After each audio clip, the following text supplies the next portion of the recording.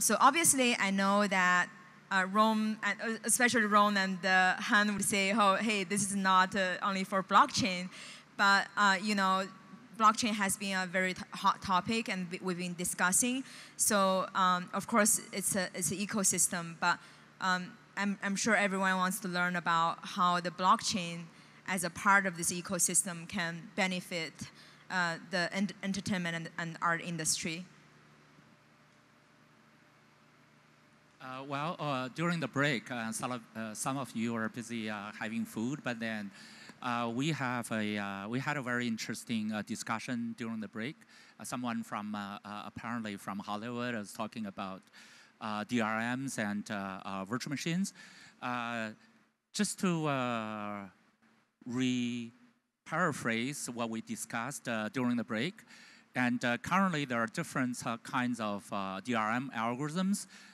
Most of them are based out of different kinds of operating systems. Say one DRM for Windows, the other one for Android, the other one for the iOS. Because DRM itself in the media player is not reliable, so they have to kind of build their roots back into the operating system, and the operating system built their trust root into the hardware built into so-called trust zone. Basically, that's the chain of trust. What we're saying is that not only from the trust zone to the hardware to the operating system to the content, we're also building another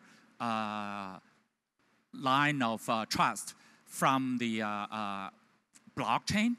And there we build, we know how many modules we can build out of a virtual machine. During my talk, I mentioned that Microsoft is getting rid of its Windows team. The reason why they could get rid of the Windows team, there's another fact. Currently, they call it something called a universal computing, meaning one operating system, one size fits all, like a phone, tablet, and game, Xbox, and a cloud. They are have unified sets of system APIs, which is also hard to achieve, but then it's achieved already. That's just a fact. So that said, that equivalent saying, we know how many number of DLL modules for phone or for PC or for game machines, because we don't have drivers. If you don't have driver, then nobody is poking to your system. If nobody poking your system, then after it's assembled out of the hardware manufacturer, it's a fixed number. If it's a fixed number, then we can keep track of how many of them, put the hashes into blockchain. And after we build the blockchain, trace back to the number of modules, then we build the virtual machines. How many modules are virtual machines? So step by step, we put another chain of trust back into the blockchain, together with the trust chain into the hardware. Put them two of them together, we build the virtual machine. Instead of the DRMs built out of a niche operating system, then we can have one DRM for only one open-sourced virtual machine. There's a possibility. I really like to elaborate after this meeting. That'll be an interesting topic to talk about. Actually, I have similar thoughts to Rong, but I would also add there's another layer for the trust zone, and it's identity of the person that has access to that content. Now, we could put identity on blockchain or some similar public type of ledger that will allow for things like single-use processes, multi-use processes, or indefinite ownership. And that way, you actually own the content of whatever you purchased, not the ecosystem that you purchased it from. Meaning that if you had an Android device, you could watch the movie on Android. If you had a Mac device, you could watch it on your Mac device. And across the board, that's how it should be, because then it puts the ownership back to you instead of to those individual companies. And I had a discussion as well where, if you lose your, or if you cross ecosystems, you go from a Samsung phone to an iPhone, you actually lose the ownership of your content. And that just, for me, why would you have to continue to purchase if you do purchase content in another ecosystem, right? So I think blockchain and facilities of public ledgers will allow for identity to be also another trust zone layer that will do like multi-sigs against a user ID to the operating system to the content. And that will allow for single use or whatever type of use cases that is necessary for that content. Now, being said, the content in itself would not be replicated. It would still be stored in a wider repository, but it's authentication to that with signatures and keys. What's interesting is the copyright issue or DRM issue, I think is more than a technical issue. For example, there are a different class of the contents, like short video. In China, the top short video sites, Kuaishou and Toutiao, they have the following rules.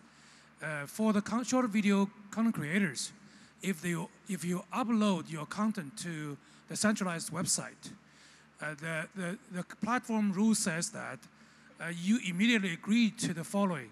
You and the platform jointly own the copyrights. I'm not familiar with YouTube, but I think YouTube have similar rules. So I think this is absurd if you look at it in a long-term view. And we have seen changes in this area. It used to be pictures in China. They are not very well protected copyright-wise. But right now there are public companies. They're doing the copyright protection for pictures in China. They become big revenue generators, become public companies. So, so I think beside the long video, the heavy copyright material, we still have some, I would call it light copyright contents. The short video creators, because we create tons of short videos, we found that creating a high-quality short video is no small task. It takes a lot of talent, takes a lot of time and resources. So I think protecting short video and similar contents, these are also important. So I think blockchain actually is fairly close to ideal in protecting that, kind of in the following way. So short video creator, when they upload their short video, he or she can immediately register the copyright of the short video on the blockchain, which is immutable. Also, the blockchain, if you have digital assets on the blockchain, people's real identity, like the sidechain of Elastos, if you have the proof of identity of people, it greatly increases the penalty for cheats, right? If you want to infringe on the copyright of other people, like the other two panelists said, this greatly increase the penalty. So I think the heavy copyright contents, they are well researched. There are a lot of well researched contents, but there are new things, a new solution that come with blockchain. Another point I want to add is there's people saying that when the movie being previewed before it's released, then it's being pirated already and spreading out into the market.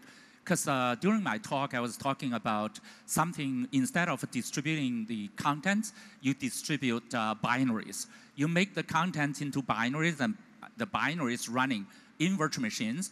So every time the film binary being executed, it could be actually getting the hardware footprint, get the hardware serial number, and to make it a watermark into the showing. So if you take a video camera shooting out of a screen of a computer, actually the got a watermark and watermark of every niche of the hardware. So we know we can find immediately which hardware your video shooted from, right? So holding that person liable. So if you distribute film contents, the data contents, even though it's had a watermark, but the watermark is the same for all hardware, right? Instead of niche hardware has its own individual watermark, which is completely different story. We can, every time it runs, right, we can generate that watermark on the fly. Yeah, also to add on to that, I think blockchain for art and entertainment industry is truly, sum of one line is truly to let more people to do what they love, to let more people choose a profession they want. Because you come to think about how internet has already been doing this. You take a look at how YouTube, there are certain influencers on YouTube, such as Jake and Logan Paul, which in the traditional industry, they try to make it as artists. But where do they get? They do not get the exposure because it's a people, the authority that says, okay, you're verified as artist, then you can be one. It's an agency that's doing that. But in the internet age, we have already seen the shift that people are deciding whether do they like this actor. That's why you see people like Logan Paul and Jake Paul, right now they're having hundreds of millions of followers, and they were able to, again, then gain the mainstream adoption through Disney, through the major corporation. I think what's next for the blockchain is truly everyone can have the opportunity to decide whether that entertainer or that artist is the one you like. And we can truly turn that view into monetary aspect for the content creator. I think this internet's already doing that, but as you can see, after Logan Paul gets certain view, after artists become famous online, they still need a gallery in real life to convert that kind of traffic into revenue. But with blockchain, where all the content creator can generate profit directly on chain, and all the other patrons can directly support the content creator they like, I think this is going to be huge for both art and entertainment industry. All right, so thank you for your answers. And so my next question is, why would you choose Elastos as an infrastructure for you to build your platform? I know Han already, mentioned a lot about, why Elastos is the best, but so feel free to add more if you have more.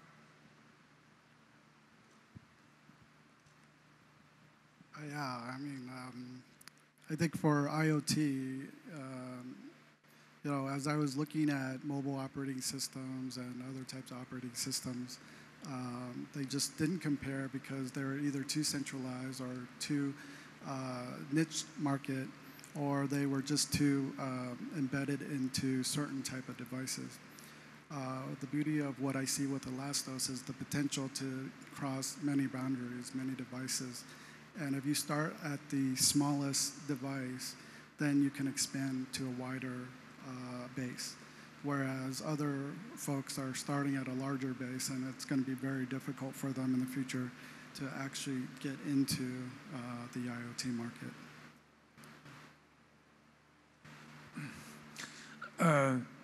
There are a couple of reasons that we are in close partnership with Elastos. There are technical and non-technical reasons. So let's first talk about the mindset of the Elastos team. So from my observation, I looked at several blockchain projects, and I saw their investors asking the founders of these blockchain projects. The question is interesting. What's your killer app for your project or for your ICO?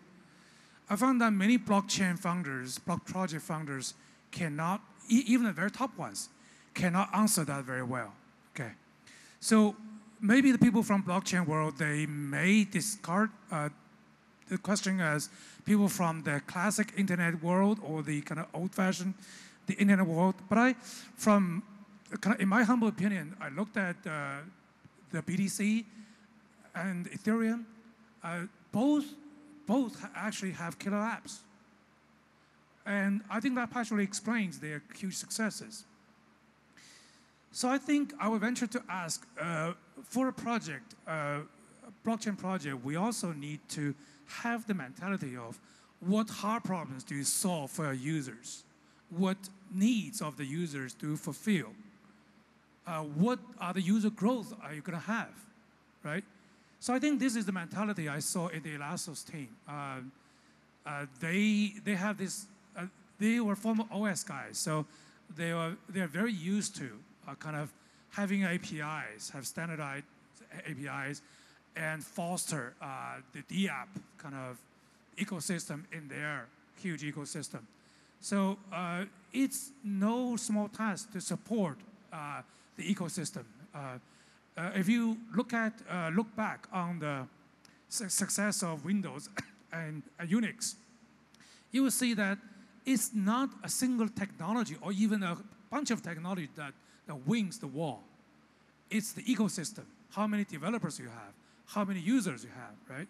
So I think these lessons cannot be lost. Somehow, it's just the young geniuses of blockchain will just totally disregard that. So this is the part I don't understand. So I work with people I can understand. That would first include the Elastos guys. So number one reason, like Hanh had quite capably summarized, is DApp interoperability, right? The second reason are technical. I think we find that, well, in our view, blockchain is good at certain things. It's not good at everything, right? So we need to build a lot of things around it to support it. It's not only about just pursuing TPX or your sharding is the greatest or what have you. But it's about you build a set of technologies and make them work well together. For example, Elastos has Carrier, and they put a lot of emphasis on building the P2P networking that built on top of the devices, but right underneath to support the blockchain. And in the Elastos P2P, which is called Carrier, and they actually strongly invite us to work with Elastos to have in-depth integration of the P2P system, of our mobile IP system. So these are the tight integration that we need to make the whole thing work. The other example is we have the mobile IPFS, and that will work with the Elastos sidechain, okay? And how to make the movement of digital assets on mobile IPFS and the integration of the Elastos sidechain, which also has Ella as a token, make that an atomic operation. This is much more involved than most people think. It requires close integration of both teams. So it takes this kind of technical foresight and the right mentality to be the right public chain for the DApp guys to build their apps on. Here's some of my reflections on the issue. During 1992, when Linux came out, people now are so used to Linux being successful. But back into 92, when Linux first came out, actually Linux was single-handedly written by Linus Torvalds. I was a master's student, right? At that time, I was at Microsoft Research kernel team. So I did a little bit of a comparison of both. And of course, there's no way one single-handed master graduate competing with Microsoft Research at that point. But then why Linux was so successful? As I mentioned, Windows was a machine OS, the device OS. Linux was too, but then just happened to be 92, right? Mosaic came out. The internet turned into a consumer mass market phenomena. So then not only we need to deal with devices, we need to deal with devices on both ends of the internet. So that's actually, people need to debug, not only on one device, they need to debug device and server at the same time.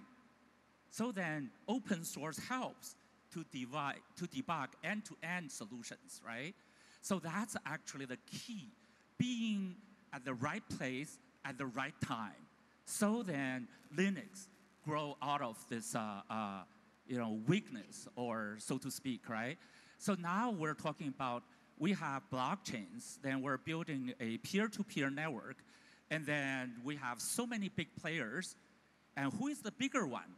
How do we make them decentralized? How do we make them kind of agree on a common platform? So the platform has to be open sourced. That's a key, and I do believe Elastos at this point is at the right place at the right time. Yeah, besides that, I also want to share my personal anecdote with the whole Elastos team. So I first get a dive into Elastos at a conference in Boston. That's earlier this year, where near Harvard University called Block Invest.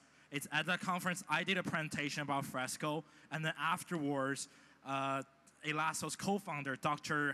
Sunny Han Feng, he added my WeChat and said, we should meet up in New York. I was like, okay, let's do it. And then what I did not expect was a 5-hour meeting of Dr. Han talking about points from our white paper, talking with me about art, talking about how he wants to support emerging artists. I was very shocked. And then it's a month after, then in the New York TCFA conference, that I met Dr. Chen after the conference, and Dr. Chen directly delved in and said, okay, here's what you guys gonna do technical-wise. Here's how we should collaborate together. Like, I'm very moved for that as a sort of like, we are ourselves are building platform for artists. We have also talked with other public chain platforms with office in New York. That's one thing I do not expect from such a solid project that truly directly delve into what need to do and directly know so much about the decentralized application on their platform. I think this is kind of focus that want me to team up with Elastos. And I think the other reason is, again, the carry on of this effect, where the other public chain, a lot of them care so much about token price. And every day in their group, you see win move and all those kind of stuff. Elastos is one of the projects I think I truly adhere to what I believe in as a financial investor, because I invest myself in small startups. I think one key thing that most people in the blockchain community, I'll say very straight, they're not here to know about investing. If you know anything about investing, you know one thing to bring return. It's exactly what Warren Buffett said. You have to believe in the project, and then you hold on for 5 or 6 years, and then you see the result. This is the same thing for investing artists. This is the same thing for investing in anything. And what I like about Elastos' team is that they truly dig into the technical aspect without caring so much about token price. They focus on building the community truly organically, just like what Faye has organized in the Silicon Valley. A lot of developer meetup, people discussing truly the engineering aspect of Elastos. How can we make the hosting better? I think this is the right attitude to do anything. And because right now the blockchain community has a lot of FUD. And the FUD is not created by the outside authorities. It's created by people in the circle who are too hasty. And that's what I think we want to partner with Elastos. Another thing, just a little side note I want to mention is that I think Elastos also goes back to where I'm from, community-wise. I'm originally from Beijing, China. And Elastos right now is definitely the best project coming from China, with the academic support, as well as the institutional support. So, and also we're here, I think by working with Elastos, also fills in with my non-national pride. I think it's very narrow in the perspective. It's a community pride. It's almost like a community recognition. I think it's for us, we want to prove that as Chinese from the community. Like, we're not just here who cannot make changes, we're just here to do things. We're here that can create change. And we're here just as cool as other community. We know about Biggie and Tupac, and we're thinking about the way how can we solve problem from the foundationally for content creator. I think we're here to represent the kind of like new generation of Chinese, despite the age. It's about whether you're here wanting to do that change. Thank you. Thank you, guys. So, yeah, Roy's, mentioned the community. And community is definitely something very special when it comes to blockchain projects. Of course, we're here not talking about how many people are, holding how many kinds of tokens. But my next question is actually, how do people can be involved? So I wanted to ask you guys, how many of you, because I know Frank asked how many of you know IPFS, and I wanted to ask you guys how many of you are developers? Okay, so like 3 of you. So which means why are you here, as community members? And how can you be involved? And you definitely want to be involved. So I wanted to also ask everybody here. You guys are founders of each project. So you also realize, like Roy said, community is very important. So how can they be involved, and how can the community be involved even if they're not developers? So I will start with. So right now, people can involve your project. First, the ICD test is still running. So you can go online, go to your local museum, take a photo, or talk with your friends about art, and then shoot a video on YouTube, and then do the art test. If you pass, you can get a token. Straight up, very simple. And also the other thing that we're expanding our team very fast, because we realize that art, you want more people to know about art. First, you need to get people passionate about art. Through our test, we get you to know that a basket yacht's price can go from 110 million all the way down to $3,000 for the edition and still consider it art. We just think you should talk with your friends more. And also, we are actually building our team. We're hiring the Fresco ambassadors, for which if you know the artist, if you know any artist, either student artists or the artists in galleries, or if you know your art professor, just tell them about Fresco. Don't say you're involved. Asking them whether this idea works and see what they speak back to you. Because I think that's what's unique about us, is that we are a group of art people that want to use technology as a tool to solve this thing, rather than you use the technology to come in to disrupt the whole system. Disruption works in certain industry, but in the case of finance and art, you can say how Goldman Sachs evolves. Like, go back to the word I said, you can never kill a Goliath. Goliath evolves. As a David, the new generation of David, you work with a Goliath. Goliath be the back, Goliath who supports you, and you as David push through the changes. Thank you. Well, definitely the young generation knows much more than the older one. So the older one only knows one thing. Shoot a photo of yourself. Prove you are here in this theater. You get 1 ELA. That's worth about $40. Pure and simple. By the way, just take a photo of a selfie of yourself of the background of the theater and send an email to Faye. I'll personally give you a ELA. Well, it's hard to top that. So, but I think, yeah, we are willing to give out Viewgo tokens. Not as valuable, but we are in that community spirit. But more seriously, I think in Chinese there is a saying: rather than give people a fish, you teach them how to fish. So. In my line of work, we deal with a lot of the short video content creators. So I met a lot of young film school graduates. I got the first-hand knowledge of what starving artist means.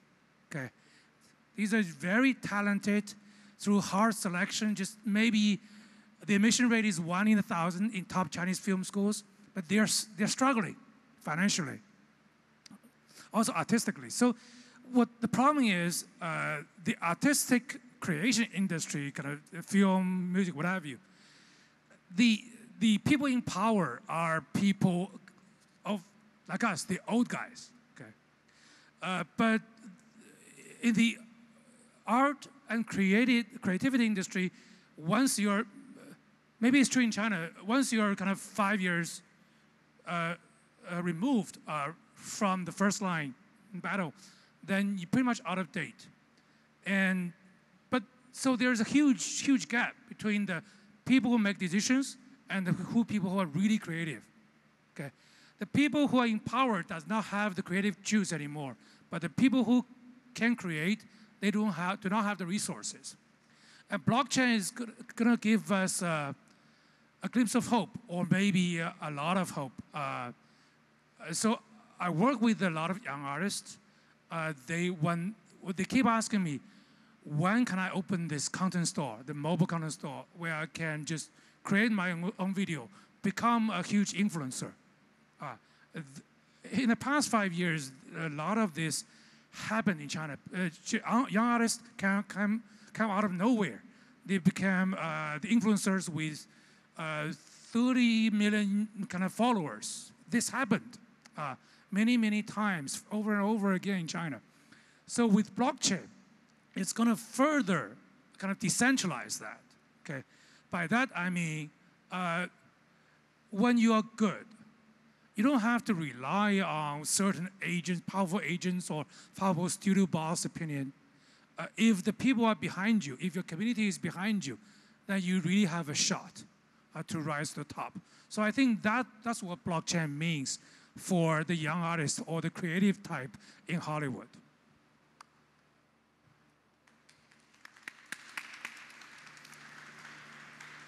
Wow, I don't know if I could add anything else to that. I can only think of, is there a program where you could just tell 2 of your friends to join and they get ELAs and they invite 2 friends and they invite 2 friends, do like a Wayne's World type of thing.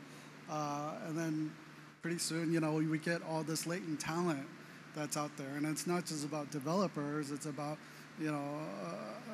content creators, it's about various other types of talents that folks have that can contribute to an ecosystem. I mean, decentralization is not about just redistribution of wealth, but it's also about redistribution of risk. It's about a shared economy. It's about everybody coming together that believe in a project, that want to deliver and create this new type of environment. And it's not just blockchain, right? This is about people. It's about what we want to do in our lives. So join the project. I mean, I believe in Elastos. I believe that this is a point in time where something like this will actually change the world.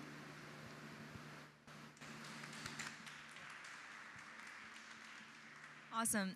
Thank you. So I just wanted to add a little bit to this question, actually. So Elastos community outside of China started from last December, when we had a meetup with Neil and the Stellar and actually Ontology.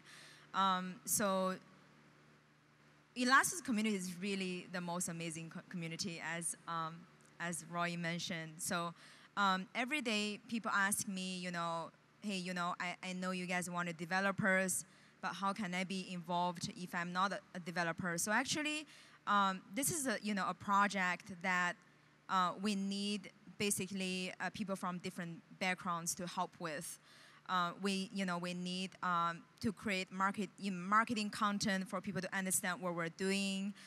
If you have, if you can shoot videos, and if you're a PR, from a PR, background, or if you know any way that you think of that can help with Elastos or any other communities, definitely feel free to reach out. So we got help from the community a lot, actually. So the community definitely did a lot of work for the community and also for the project. So you guys are definitely welcome to reach out and see, I can do this if it's something that you guys needed. So my last question actually is I wanted to ask the panelists, what is the biggest challenge that you're facing when you're building a completely new project? I think the biggest challenge for us is truly to, very straight up, it's truly to have a voice in the room before they judge you who you are and how old you are. Because that's most of the cases I have been faced. I'll be very honest with you guys. Even when you talk with the artist community or go to with a gallery, when they say first, okay, you're a Chinese, you don't speak good English. And then they say, okay, you're a Chinese, you're just rich, and they don't know nothing about technology or business. It's a lot of stereotype going on. And then I think what I've been facing most challenges is that once you let me to talk and say, let's see what happens next.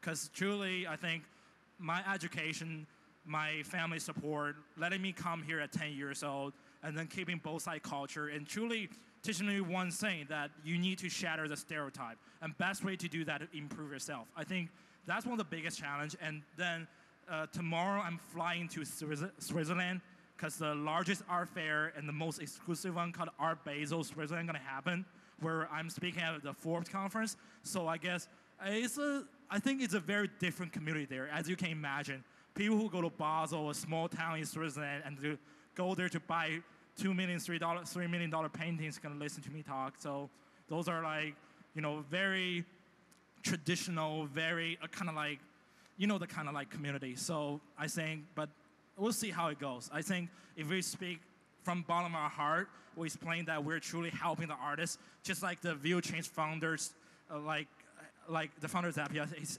Dr.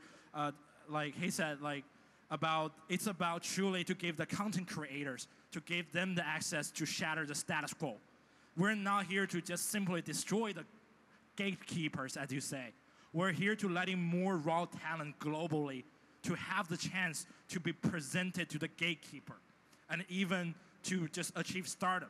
So I think that's my biggest challenge I face. Well, to us, through my experience, actually, I left home, I left Seattle year 2000.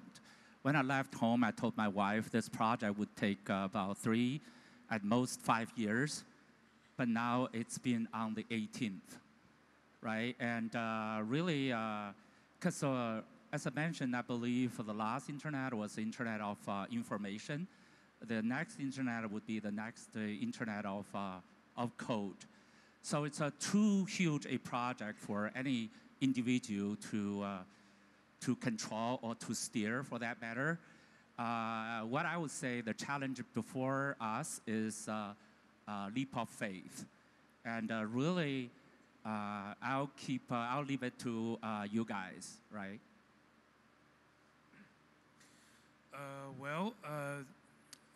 Our biggest challenge probably is the following. So I do not know what I don't know. So we are greatly humbled by the last 6 years of battle in the internet space in China, which is, has fierce competition, probably one of the fiercest battlefield. And we made a couple of mistakes, and we saw competitors make bigger mistakes and died. We saw our next door neighbor just came out of nowhere and become a huge success, much larger than us. So we were greatly humbled by these failures and successes. In this fast-changing blockchain world, I saw smart people doing stupid things. I saw big money doing a lot of damages to people in multiple ways, and ruining projects with good potential. So we are humbled by all this, and we know that we know very little. And we have blind sides, so that keep us awake at night. And we try to do our best, and we surround us with good and honest people like Rong Chen, and like Fan, and like Roy and Fei. These people are brutal honest. So I think we need help. We also need help from the community. If you feel that we're not doing the right thing, can you let us know? So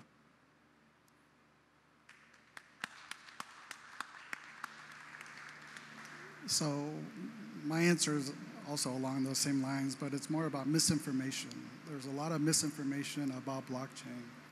And as you talk to various folks, they just come up with all this weird stuff. that is somewhat implausible because they don't know the details of the information or the complexity of the technology in itself. Building trust is not just about blockchain. Blockchain has been around forever. A lot of this technology has been around forever. It's just implementation of consensus models with the blockchain, with digital acrylic graphs, with various other types of proofing, right? But what's exciting about that is that there's potential. There's opportunity. As we clear and clarify a lot of these things up with folks, then they'll be able to build solutions in the future that I think that we can't even imagine at this point in time. So for me, yeah, I think the biggest challenge is all this, BS that's around out in the industry right now. Awesome. Thank you. So do you guys have, if you guys have any questions, you can let the panelists know. So, okay.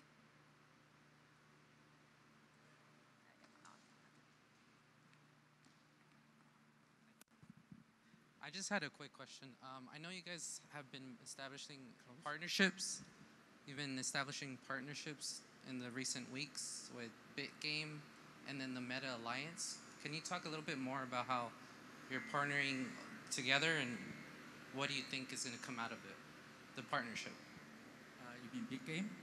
BitGame and then the Meta Alliance with A-Chain. And which one? The Meta Alliance that you had with A-Chain. A-Chain? Oh, okay. A-Chain and Matrix AI. Matrix AI. That was last time in Beijing. Recently, we have an announcement. BitGame actually is doing in-app exchanges because when you do mobile apps and they got the game tokens, and because when they do some chores during the games, and then they drop different kinds of coins like ELA coins and Bitcoins, Ethereum coins, basically as a reward along the way. So they're building the exchanges because we just announced actually yesterday we have the small lightweight wallet built into mobile apps. So then they can eventually they're going to do decentralized exchanges, right, through wallets. So that's a crypto exchange, but then since there are too many of them on the market, so they want to focus to be Elastos primarily focused on the Elastos community, right? They're going to build in-apps exchanges. So I want to warn people who is not really into the crypto world yet, because there are so many exchanges, yet almost none of them being regulated by governments. Okay, not regulated has two sides of a coin. One is, of course, people are emphasizing on decentralization, on individuals, but on the other hand, it's easily being manipulated, right? And I don't want to scare too many, but then since we want to have a built-in partnership, and we want to make sure it's decentralized and open source, there's no middleman to manipulate the market, right? We want to do some experiment. So that's why we find out BitGame want to align with us and work with us as the first built-in exchanges. That's one. And also like A-Chain and 6 other public chains, smaller ones, we want to form a kind of alliance. That's a very loosely coupled alliance. The reason being, because after all, we are building a new internet. We call it smart web. First thing, we want to have this web has decentralized IDs.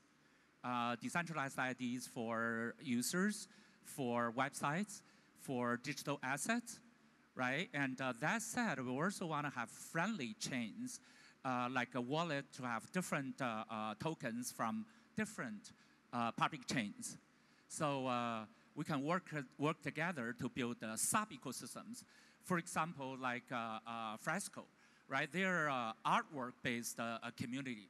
Can you think of that artwork community is, of course, we want to build a sidechain out of Elastos and build a sub-community out of for artworks. That said, we don't really insist on everyone has to use our sidechain. They could be using their own public chains, but all of the public chains are emphasizing building their own communities. But community, we don't want the communities to be silos of separated communities. We want the communities somehow can talk to one another. Kind of like, as I mentioned, internet is an internet of different parties, right? Different public chains, they do need a internetworking. They do want to have a unified decentralized IDs, not controlling them, yet they can collaborate between the public chains. So we want to work with the local public chains, for that matter, just to demonstrate it's possible. That's why we have this announcement. Thank you.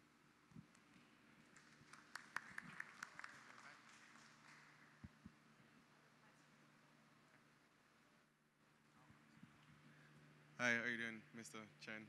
So I had a question. I looked at the roadmap, and I know you're working on the Elastos ID service and mining. I'm trying to mine in December.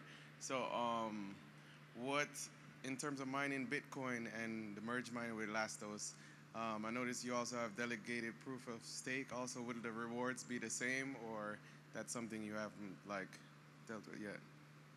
Well, if you look at our logo there, basically there are two tiers. Yeah. The public chain tier of Elastos, for those who don't know, actually one of our angel investors is Bitmain. Bitmain is the largest Bitcoin mining machine manufacturer. They also make the mining CPU chips. And that said, we are collaborating with Bitmain, developing the merge mining algorithms. So then by the end of this year, people who buy Bitcoin mining machines could mine Bitcoin and Elastos coin at the same time without consuming extra computation power. And basically one mining machine to maintain two ledgers. One is Bitcoin and the other one is Elastos. So we gain trust, right? Make sure the Elastos ledgers are not easily manipulated by hackers. That said, on top of this decentralized ELA public chain, we also build another tier, which is so-called a decentralized carrier. As I mentioned, the mobile carrier or internet carriers like IoT carriers could do some evil, like broadcasting home videos to the public. And that said, can we make the home IoT peer-to-peer network self-driven, autonomous running? So that decentralized carrier, decentralized peer-to-peer network currently is open source already on GitHub, and we're going to assign individual decentralized IDs to this peer-to-peer network by this end of this year, this month. So we're going to have the IDs by June 30th. And on top of this, we're going to build, in July, we're going to build the first SDK, targeting release in early August. That said, because of course, from your phone to your home, you need a peer-to-peer network. Only there are 80% of the chance we can do something called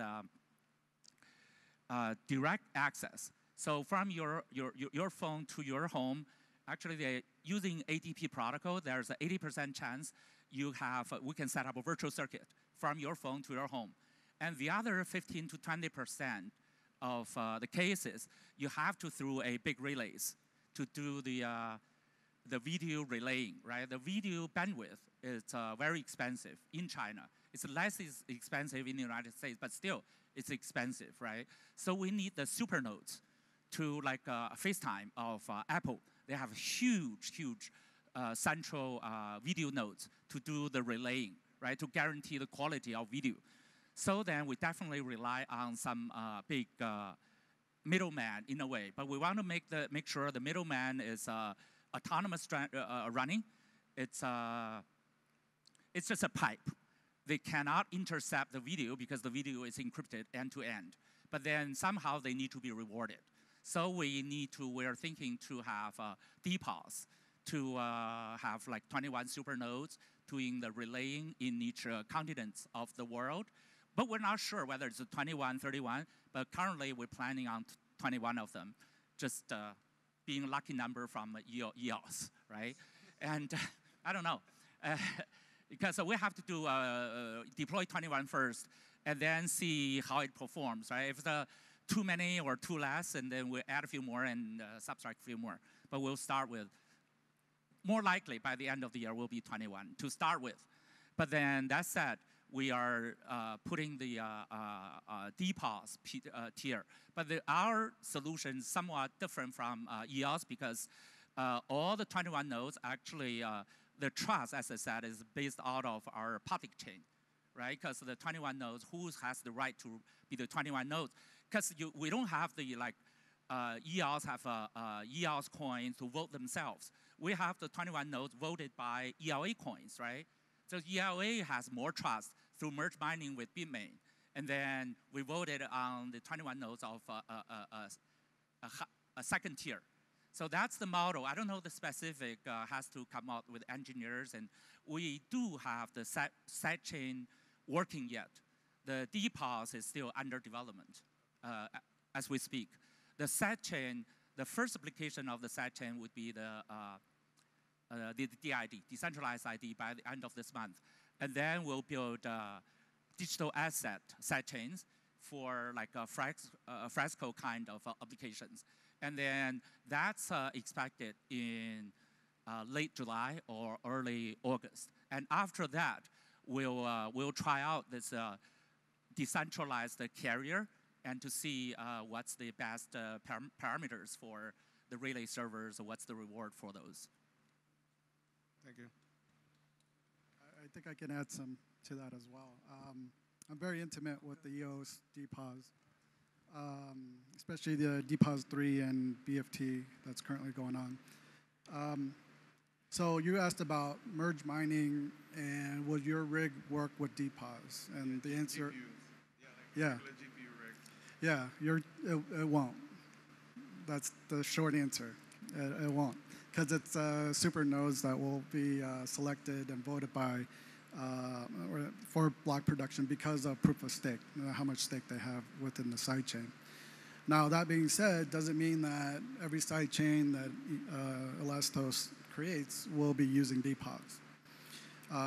But it also doesn't mean that you couldn't get rewarded from a DPoS infrastructure. A DPoS type of implementation, you get incentivized through various things, types of verification processes, or being a service provider, a content creator.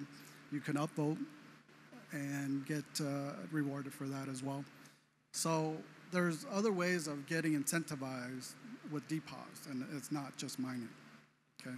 Now, going back to the POW on the main chain, I think that makes sense because of the fact that you want to do merge mining with a Bitcoin. You probably want to do that because that'll give you the ability to potentially run for Bitcoin and ELAs at the same time. But the thing is that on that main chain, I think there needs to be something that we have to determine of value with an ELA. And that is, I think in the future, the side chains themselves doing the transport back to the main chain is where those incentives will occur. Because between DPoS to a POW, that SVP layer is going to be very difficult, right? Because you're going to do a sub-second transaction to a 2 to 3 minute transaction. So I think it's going to be a very interesting prospect. But hopefully, as we look at dApps and how they build that interoperability layer, it could alleviate some of the current problems with those types of transactions. So hope that answers your question. Yes, it is.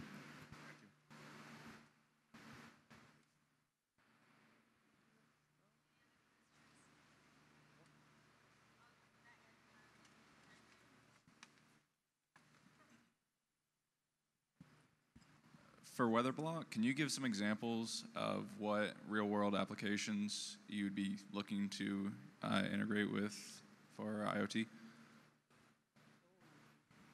Good question. I haven't thought that far.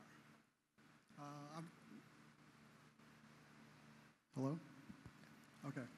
I was saying, good question. I haven't actually thought that far because we still have to build that base layer, right? We have to build various things within the subsystem, like bootstrapping. I mean, bootstrapping you think would be very simple. You just bootstrap to a domain. But in the future, you might not want to bootstrap into a domain to understand your peers. You want to make sure that you have more security and control over your privacy.